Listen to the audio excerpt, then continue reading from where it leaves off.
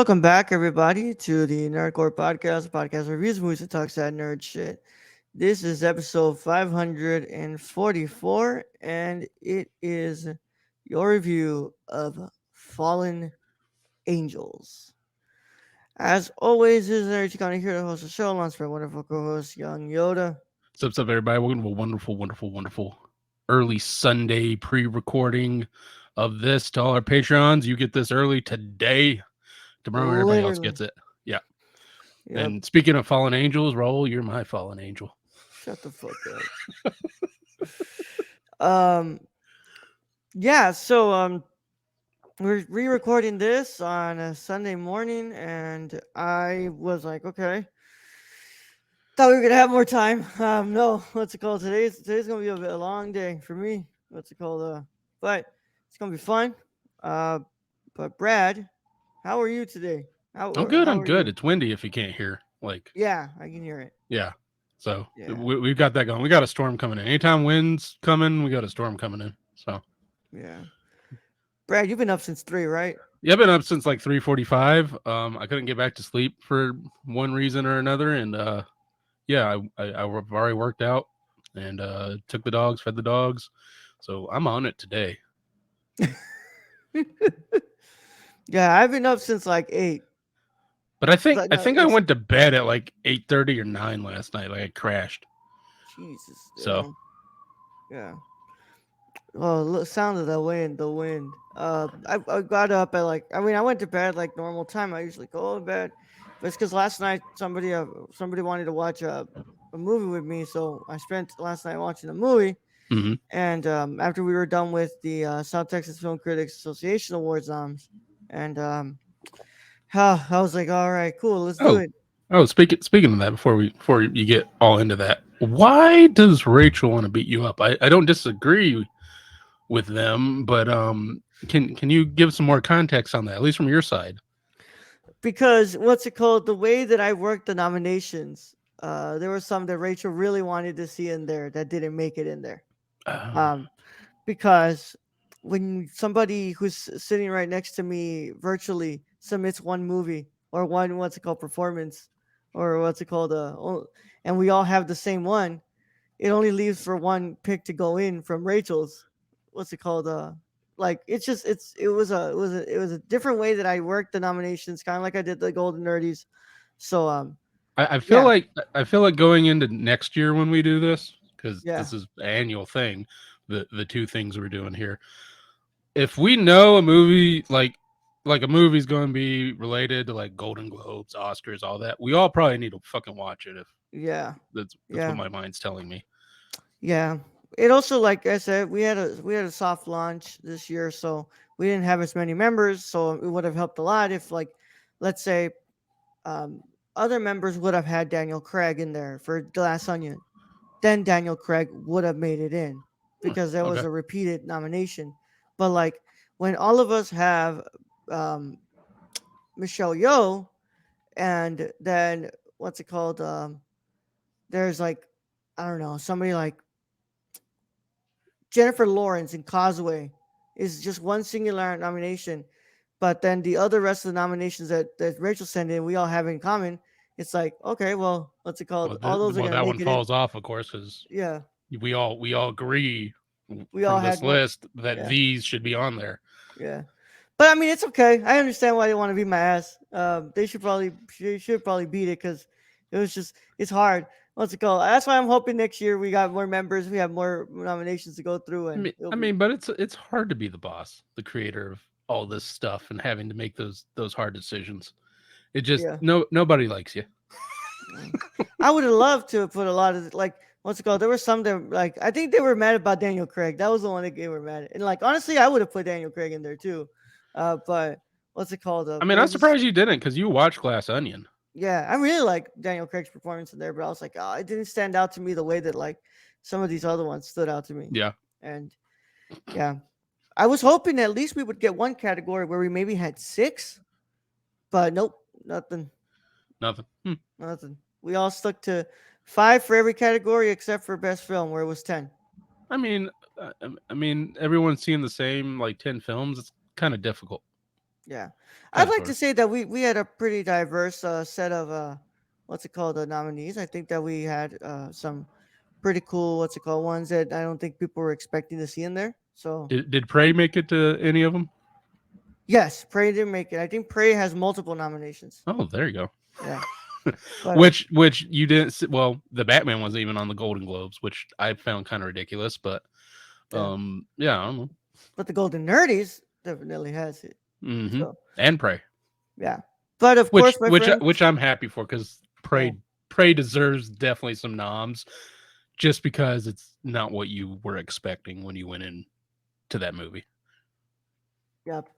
But let's go ahead and get this going, and so we're gonna go ahead and be continuing on with our Wong Kar-wai month. Last week we started it off with, no, last week 2 weeks ago we started off with Chungking Express, and we watched Ashes of Time after that. Now we're going to look at the spiritual sequel to Chungking Express, Fallen Angels. So without further ado, if you haven't seen Fallen Angels and you care about spoilers, then get out of here. But if you have seen it or you just don't care about spoilers, go ahead and stick around. Either way, how any of that goes, this is your one and only spoiler warning, and it is in effect in a five, four, three, two, one. Banner is up. Let's go ahead and read here. Fallen Angels is a 1995 Hong Kong neo noir crime drama film written and directed by Wong Kar-wai. It features two intertwined storylines. One tells the story of a hitman wishing to leave the criminal underworld, played by Leon Lei, the prostitute he starts a relationship with, Karamot, and his agent who is infatuated with him, Michelle Rise. Michelle Reese. Yeah. Um, the other story is of a mute ex-convict on the run from the police, Takeshi Kaneshiro, and a mentally unstable woman dumped by her boyfriend, Charlie Young. Set in 1995 pre-handover Hong Kong, Fallen Angels explores the characters' loneliness, their alienation from the situations around them, and yearning for connections in a hectic city. Wong initially wrote Fallen Angels as the third story of its predecessor, Chungking Express, but split them into two separate movies due to their cumulative length. Similar to Chungking Express, Fallen Angels features a fragmented narrative that emphasizes mood and atmosphere over structure. Whereas its predecessor incorporates bright daytime colors, Fallen Angels consists of scenes exclusively shot at night and using darker colors alongside bright neons. Wong considered the two movies to be complementary counterparts, exploring contemporary Hong Kong. Did that three Cinematography, times fast. yeah, yep. Cinematographer Christopher Doyle extensively used wide angle lenses to distort the characters' faces on the screen, conveying their isolation from the surrounding world.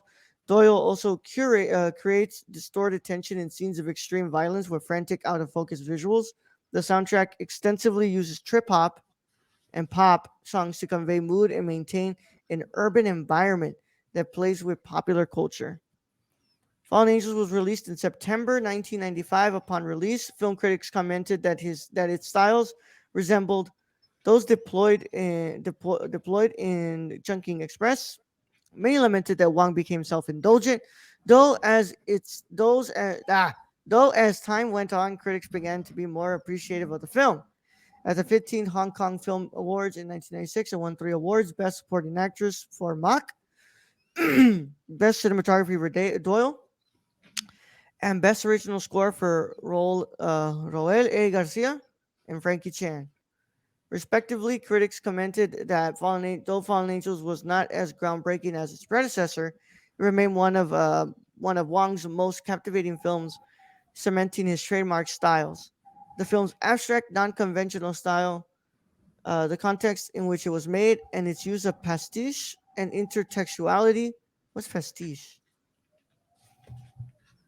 Pastiche is a work of visual art, literature, theater, music, or architecture that imitates the style or character of the work of one or more other artists. Oh, okay. So it takes from Chungking Express is basically what they're saying Yeah, in similar style. with regards to both popular culture and its predecessor Chungking Express, have led to the movie being described as a postmodern film and as suggesting a postmodern reading. The film has since its release encompassed a large cult following and is also the last film Wang fully shot in his native Hong Kong before embarking on more ambitious international productions.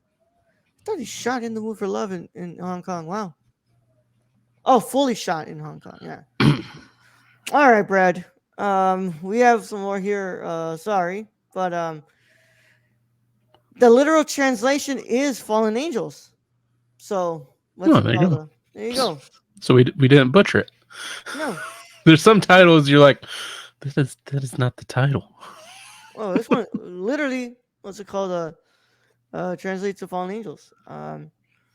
So it sits at an hour and 36 minutes, and it made 7.5 million Hong Kong dollars, and then it made 0.2 million. What the fuck? Is that Usually even they a give it number? in hundred thousands.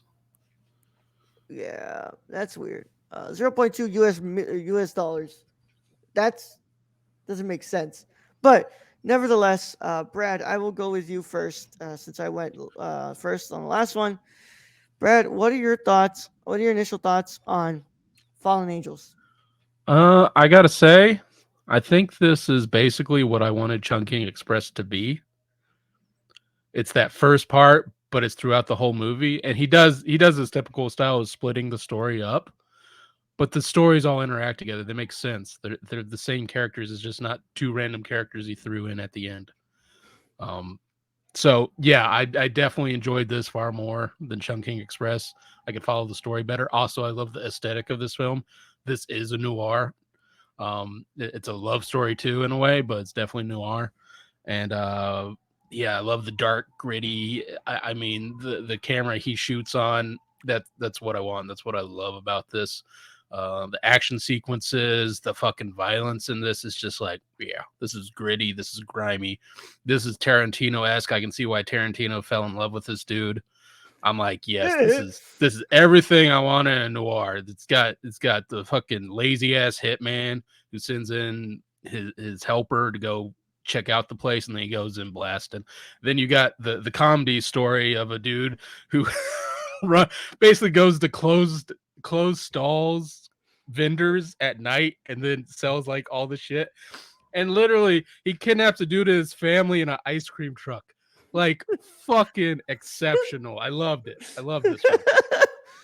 I love that story. Like I really like the first story. Like I the first story is like my favorite of the movie, but I love those bits and pieces where he's like, making everybody ice cream and like what's it called, feed and then feeding that Oh, one and and like not just that, like the whole butcher scene.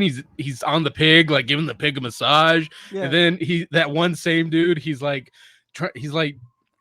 he's being a barber. He wants to shave his like beard, even the dude doesn't want it to shave his yeah, beard. It's just like it's fucking ridiculous, but it's amazing.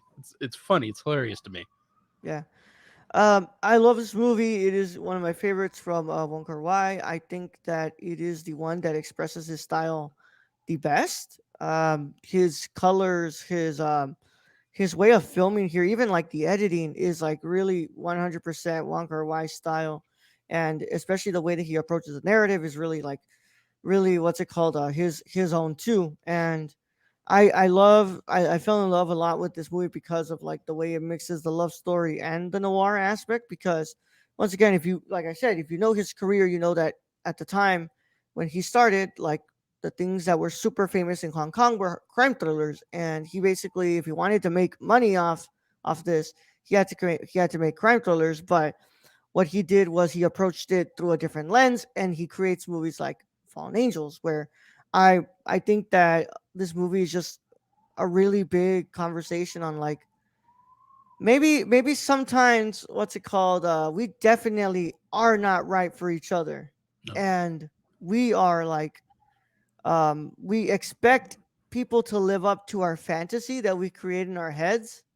and it's And they like, just don't. yeah, they don't. Like you're like the girl, the hit woman, I guess. She's the boss. Yeah. What's it called? she's like, obviously she's in love with her hitman, and But he he don't feel any. doesn't feel any of that. No, I mean, he's total hitman. He's Yeah, going around fucking other girls. So, yeah. He, but I love the throwbacks that he does to Chungking Express. mm-hmm. He does the same thing. Like the woman, I don't know if she's breaking into this one. It's just his keys right there. So it's Yeah. kind of like fucking idiot. But I love the throwback because it's very similar to the second story in Chungking Express, but it features the hit woman. And she, you know, she's basically doing the same thing. She's cleaning his shit and then taking his trash home and then like laying in his bed and you know, flicking the bean there for a while. But Mm-hmm. I do love because he takes some stylistic points from Chungking Express. You know how they had the apartment and then you had the walkway for the Yeah. airport right there.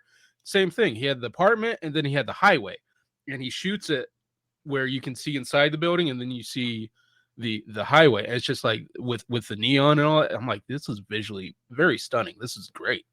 Yeah. Um, I also love the what's it called?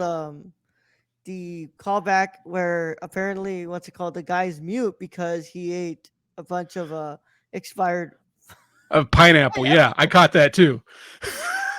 I'm like, God damn, you just picking pieces here, like, and I'm like, how do you become mute from eating expired pineapple? But who knows? Maybe his tonsils swelled up or some shit. I don't know. It's just Wong's way of like calling back to Chunking Yeah, Express, and um I also what's it called? Blondie, who I think that is supposed to be the woman that the second story's lady, her husband ended up like going with, and um, it's that one's like a wild, like what's it called? She that actress like really plays that character a little too well. Where I'm like, hey, are you actually like kind of cuckoo in the head or something? yeah. I thought she was going to jump out that window. I'm like, Yeah, because she's leaning like there's a window there, but at the same time there's not a window there, and I'm like, she's going to jump out that like that's going to go straight down into the street.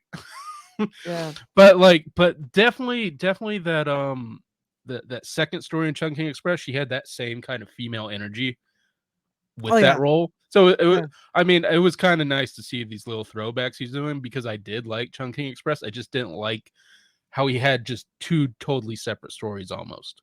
In yeah, this, he has three separate stories, but they all have the same characters mixed in within. And so I quite enjoyed this more because it stays the noir and you stay with the characters. And it's not as confusing as on the first watch with Chungking Express. yeah. Part of me wonders like how this movie would have played if he kept this first story in Chunking Express and moved the second story of Chunking Express to what's it called, Fallen Angels, and kind of kept it like to the tone of like the love stories. But I don't know. I'm glad that he kind of made this a separate film because having this first story in Chunking Express would have made the movie feel really convoluted, and like I think that I would have been like, yeah, I'm like I want, It's a lot. It's a lot to put into one film. So I'm yeah, glad he split it up too, and he just went kind of total noir with this, yeah. with a little bit of a love story mixed in. But man, them gun scenes, the Plus the music just that he uses, like oh yeah, the it music. just adds everything to it. And I love like the whole scene of her walking through the buildings first and then making a map, and like it and like it's literally her just drawing with like a Sharpie and like putting big X's like all these. Yup. And then he just comes in blasting, and I'm just like, God damn, like like that, you know. And I'm a big like I like the old mob movies. I like those Scorsese mob movies. Yeah. I like the Tarantino, you know, Reservoir Dogs and shit. So when he comes in blasting, it's just like my heart's happy. Like I'm like, Yeah. yeah, like we come from a violent culture, and this is up there with like what you want to see in a noir movie that is also pretty much a Yeah. gangster film. It's also just interesting the way that kind of like Wong approaches that, like when he shoots him and like the way that the blood kind of like splatters across the Yeah, lens and and it's just the film technique is very chaotic, which it's good. It's good for that scene because that's exactly what that scene is. And then he just walks off and gets on a bus. And I'm just yeah, like, this man went in, killed like 8 people, and just walked out and got on a bus. And then he It's meets fucking his what's it crazy. called old like Childhood friend who's trying to childhood sell him friend. insurance and then invites him to his wedding. And I'm just like, all right, that's hilarious. And then he like shows him a picture of like a random black woman and her Yeah. family. Like be like, yeah, I'm married. Like Yeah. And I'm married and this is my kid. He's like, that's not my kid. I just paid this woman to take pictures with me. I also got to say the second story, like I love it. I really what's it called? I gravitate a lot to like the story about the guy and his dad. That part always I'm like, oh Yeah. man, especially when he's like recording him, like, and then just like like it cuts and what's it called? It like progresses and it's like, and then my dad died and like, Yeah. And and then he he's plays, watching the film of him. yeah. Plus the song that fucking Wong uses and they're just like, oh man. I did how he locked him in the bathroom. That was kind of That funny. was funny. Yeah, that was kind of funny though. He's such a little asshole, bro. I'm not Yeah. gonna lie. He's such an asshole. It's like, but But he, but also I love the progression of him basically just being kind of a piece of shit, just going to other stalls and opening them to having his own business. It's just like, okay, yeah, sure. You just took the next step. yeah, and I what's it called? Obviously, like the ending is also probably one of my favorites. Just the way that he, that the shot of them going through the what's it called tunnel, and then just the what's it called camera in that POV shot, and then it just like goes up, and it's like I love that ending. I love that ending a lot. It's probably one of his most famous shots in his filmography. Everybody's always trying to recreate that. Everyone's always trying to like recreate it with photography as well. But Hmm. the special part about this movie is that what's it called?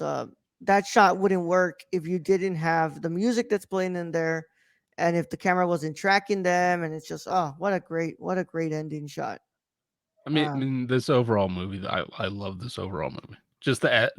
Going into it, I was saying the aesthetics of this from the start are just great. I just love the way this is shot and the way it looks.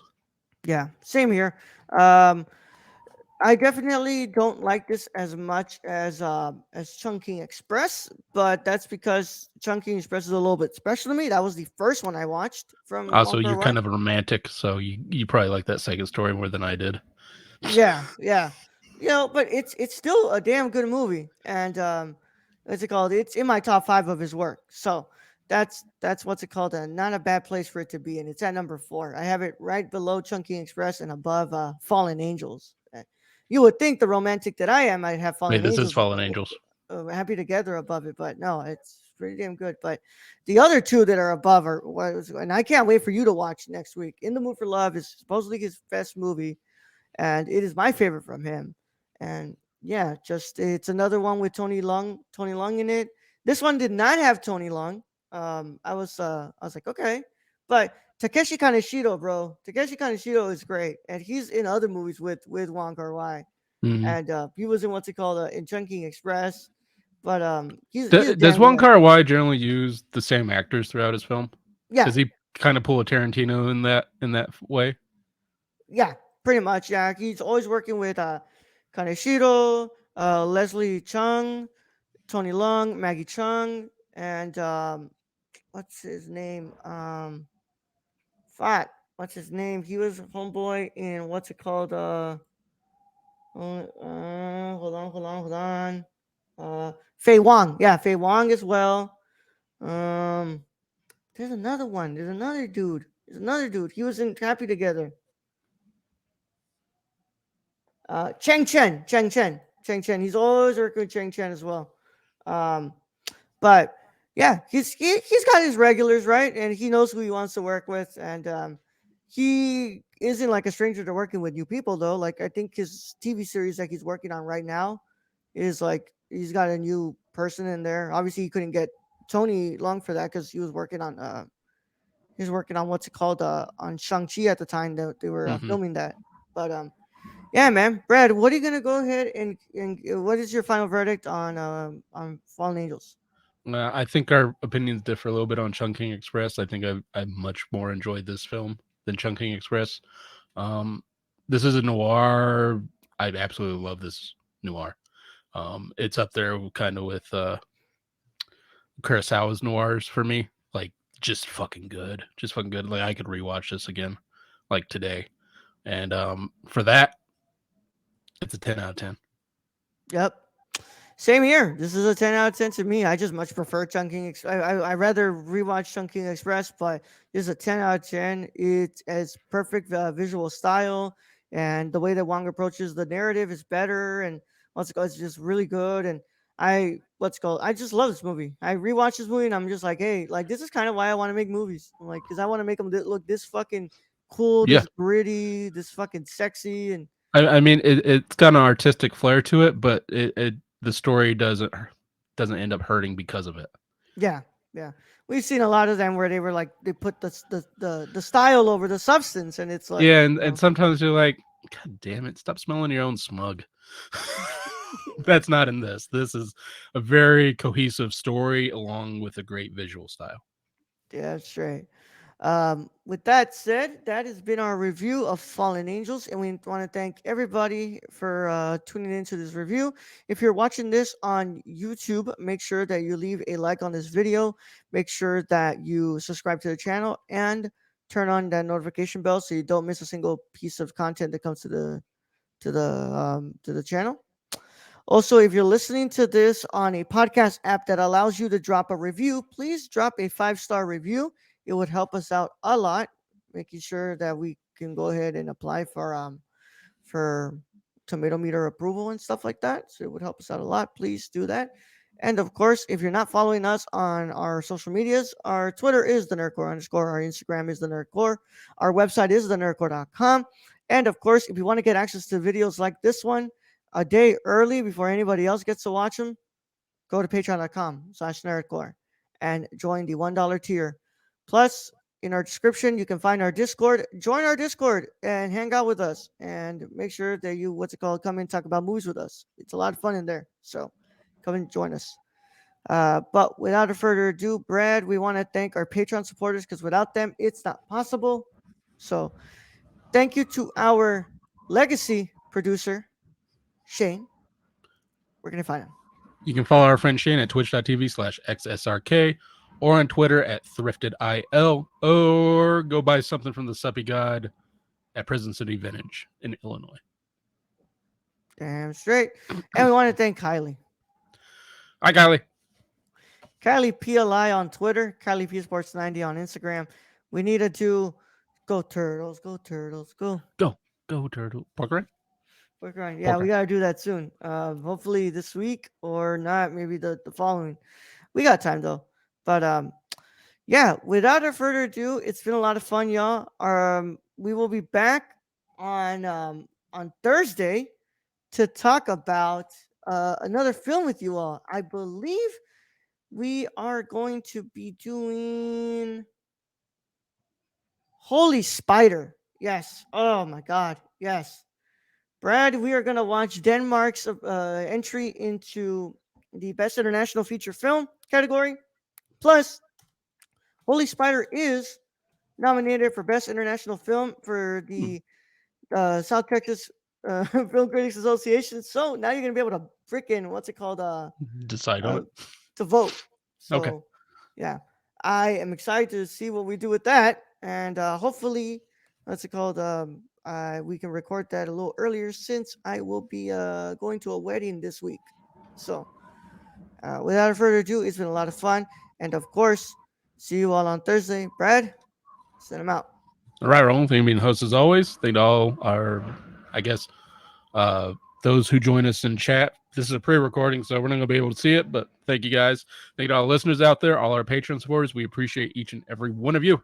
And to end this episode, I don't know. Don't eat expired pineapples.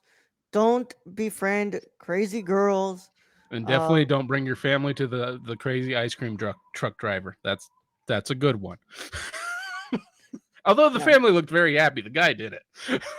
And if they're not assholes, appreciate your fathers for as long as they're here. And with that, Young Yoda out.